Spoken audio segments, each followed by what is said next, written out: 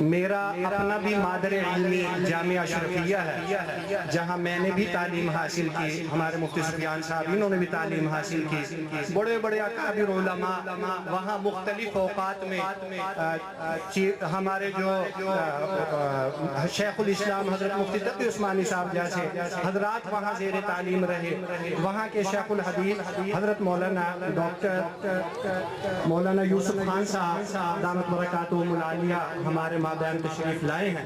میں حضرت کو خوش آمدید بھی کہتا ہوں، ان کا انتہائی میں شکر گزار بھی ہوں، اور حضرت انتہائی مصروف تھے، گوناگو مصروفیات میں سے بمشکل تھوڑا سا ٹائم نکال پائے، بہت سی ذمہ داریاں ہیں، میں پھر انشاءاللہ عرض کروں گا، میں حضرت کے ٹائم میں مخل نہیں ہوتا، ہم انشاءاللہ بلا تمہید حضرت کے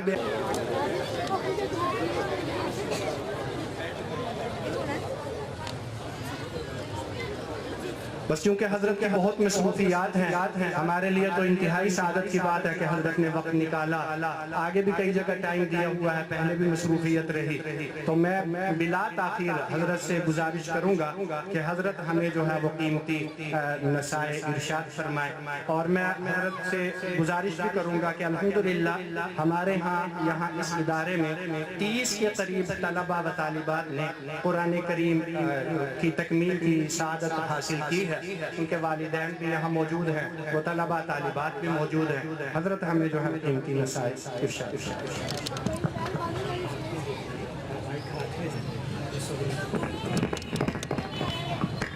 اللہ وبرکاتہ۔ نحمده ونصلي على رسوله الكريم، اما بعد فاعوذ بالله من الشيطان الرجيم، بسم الله الرحمن الرحيم،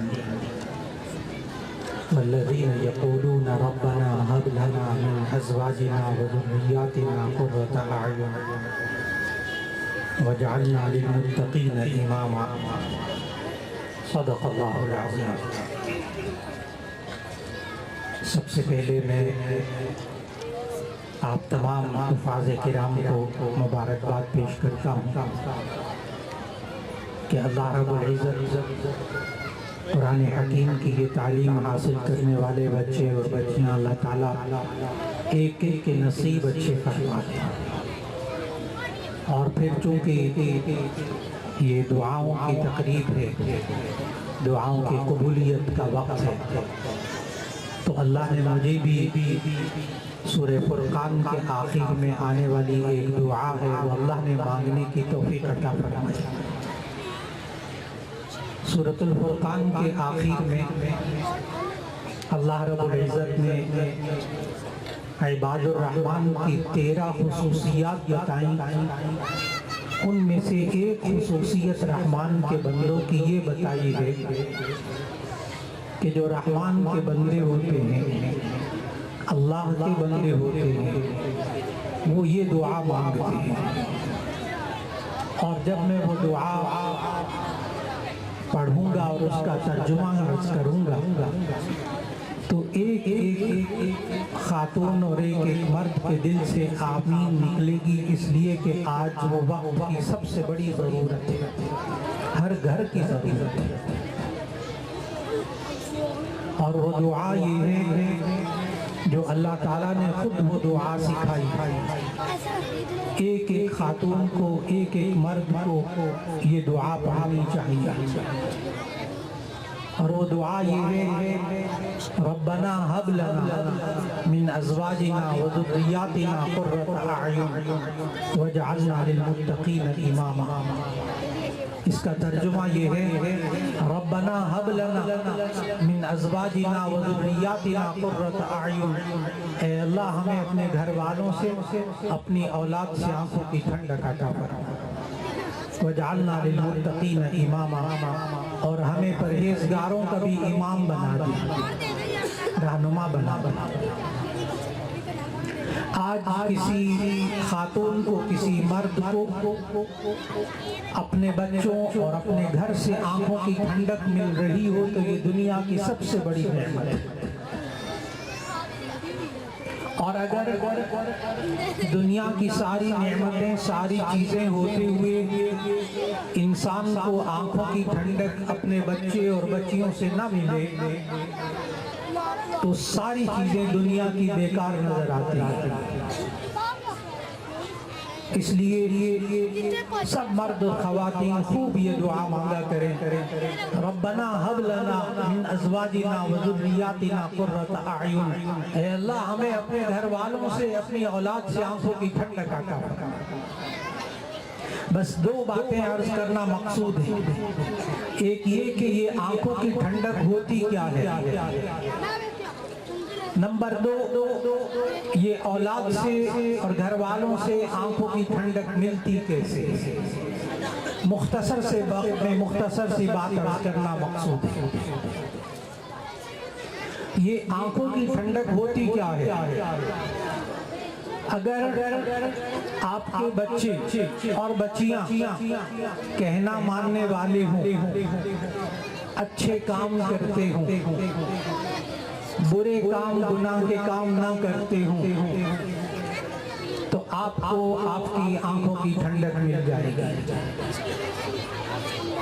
اور یہی بچے اگر کہنا نہ مانتے ہوں ماں باپ کا، برے کاموں بری عادتوں میں مبتلا ہوں، تو کبھی آپ کو آنکھوں کی ٹھنڈک اولاد سے نہیں ملے گی۔ تو آپ نے آنکھوں کی ٹھنڈک محسوس کی کہ آنکھوں کی ٹھنڈک کیا ہوتی ہے۔ اور یہ آنکھوں کی ٹھنڈک یہ ملتی کیسے ہے؟ اگر آپ کا بچہ اور بچی اللہ نے ان کو ہدایت دی ہوئی ہے تو یہ آنکھوں کی ٹھنڈک آپ کو لازماً ملے گی۔ اور اگر ہدایت کی جو ضد اور اس کا الٹ ہے وہ ہے گمراہی، اگر کسی انسان کے بچے یا بچیاں گمراہی میں مبتلا ہوں تو کبھی آنکھوں کی ٹھنڈک نہیں ملے گی۔ یہ بچے کہنا نہیں مانتے، یہ گمراہی میں مبتلا ہے، یہ ماں باپ کو دکھ پہنچا رہے ہیں، یہ گناہ میں اور گمراہی میں مبتلا ہے، یہ گناہوں کی اللہ اور اس کے رسول صلی اللہ علیہ وسلم کے حکم کی خلاف ورزی کر رہے ہیں، یہ گمراہی ہے ان کے اندر۔ ہم اپنے بچے اور بچیوں کو گمراہی سے کیسے بچا سکتے ہیں؟ کیونکہ آج یہ ماں باپ کا بہت بڑا سوال ہے، تلخ اور کڑوا سوال ہے کہ ہم اپنے بچے اور بچیوں کو گمراہی سے کیسے بچائیں۔ یہ دور جدید کا بہت بڑا سوال ہے۔ ہمیں یہ دیکھنا ہوگا کہ جب آخری نبی حضرت محمد مصطفیٰ صلی اللہ علیہ وسلم دنیا میں تشریف لائے تو اللہ تعالیٰ نے ہمیں بتایا قرآن مجید میں کہ سب لوگ کھلی گمراہی میں مبتلا تھے۔ نبی صلی اللہ علیہ وسلم نے کیا کیا کہ جس کی وجہ سے وہ پورا معاشرہ گمراہی میں سے نکل کر ہدایت پا گیا، اور آج آپ اس معاشرے کے ایک ایک فرد، ایک ایک خاتون اور ایک ایک مرد کے لیے آپ کہتے ہیں رضی اللہ عنہم ورضوا عنہ، یعنی صحابہ کرام رضوان اللہ علیہم اجمعین۔ بہت مختصر سے وقت میں آپ نے ذہن میں رکھنا ہے خواتین و حضرات، کوئی مشکل باتیں نہیں عرض کروں گا۔ نبی کریم صلی اللہ علیہ وسلم نے اس پورے گمراہ معاشرے کو ہدایت پر کیسے ڈالا؟ اللہ تعالیٰ نے ہمیں وہ طریقہ بتایا سورہ آل عمران کی آیت نمبر 164، تاکہ آپ کو جب ضرورت پیش آ جائے آپ سورہ آل عمران کی آیت نمبر 164 کی تلاوت کیجئے۔ اس میں آپ کو 4 کام ملیں گے کہ نبی صلی اللہ علیہ وسلم نے اس گمراہ معاشرے کے اندر 4 کام کیے تو اللہ تعالیٰ نے پورے معاشرے کو ہدایت عطا فرما دی۔ آیت پڑھنے لگا اعوذ باللہ من الشیطان الرجیم، بسم اللہ الرحمن الرحیم، لقد من اللہ علی المؤمنین اذ بعث فیہم رسولا من انفسہم یتلو علیہم آیاتہ ویزکیہم ویعلمہم الکتاب والحکمہ وان کانوا من قبل لفی ضلال مبین۔ آیت کے آخری حصے کا پہلے ترجمہ کر دوں، وَإِن كَانُوا مِن قَبْلُ لَفِي ضَلَالٍ مُبِينٍ، شان یہ ہے کہ اس سے پہلے وہ سب لوگ کھلی گمراہی میں مبتلا تھے۔ چار کام اللہ تعالیٰ نے آخر نبی صلی اللہ علیہ وسلم کے ذمے لگائے، اور خواتین حضرات یاد رکھیے گا، آخری نبی صلی اللہ علیہ وسلم کے بعد اب دنیا میں کوئی نیا نبی نہیں آئے گا، کوئی نبی نہیں آئے گا ہمارا عقیدہ ختم نبوت پر۔ اور آپ یقین رکھیے گا کہ اب ہم میں سے ہر ایک فرد کی ذمہ داری ہے کہ وہ یہ چار کام کر کے اپنے بچوں اور بچیوں کو گمراہی سے نکالے۔ نمبر 1، لقد من اللہ علی المؤمنین اذ بعث فیہم رسولا من انفسہم، کہ اللہ تعالیٰ نے ایمان والوں پر احسان کیا کہ انہی میں سے رسول اللہ صلی اللہ علیہ وسلم کو بھیجا۔ کیوں؟ یتلو علیہم آیاتہ، نمبر 1 وہ قرآن مجید کی آیات ان کے سامنے تلاوت فرمائے۔ تلاوت کلام پاک یہ بنیادی حصہ ہے گمراہی سے نکلنے کے لیے۔ نمبر 1 یتلو علیہم آیاتہ، آپ سمجھ رہے ہیں یہ بچے اس ادارے میں کیا کرتے رہے، یہ اساتذہ ان بچوں کو کیا پڑھاتے رہے، گمراہی سے نکلنے کے راستے اور ہدایت پانے کے راستے اور طریقے بتاتے رہے۔ نمبر 1 تلاوت کلام پاک۔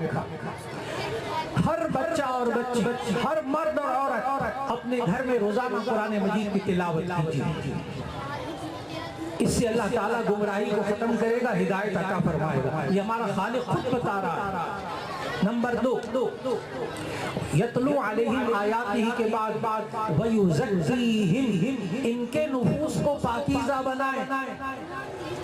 تزکیہ نفس، ہر شخص کا کسی نہ کسی بزرگ سے اصلاحی تعلق ہونا چاہیے تاکہ اس کا نفس پاکیزہ رہے اور وہ اپنے بچوں کا بھی تزکیہ نفس کر سکے۔ یہ تزکیہ نفس کیا ہوتا ہے، کہ بزرگ کیا کرتے ہیں، مشائخ کیا کرتے ہیں، بڑی توجہ سے سنیے گا، مختصر سے جملے میں پورا تزکیہ نفس بیان ہو جائے گا۔ انسان کے اندر سے، بڑے غور سے، تزکیہ نفس کس کو کہتے ہیں؟ انسان کے اندر سے بری سوچوں، برے خیالات، بری سوچوں، برے رویوں، برا بیہیویئر، انسان کے اندر سے بری سوچوں، برے رویوں، برے اخلاق کو، بری عادتوں کو انسان کے اندر سے نکالنا، اچھی سوچیں، اچھے رویے، اچھے اخلاق پیدا کرنا، تزکیہ نفس مکمل ہو گیا۔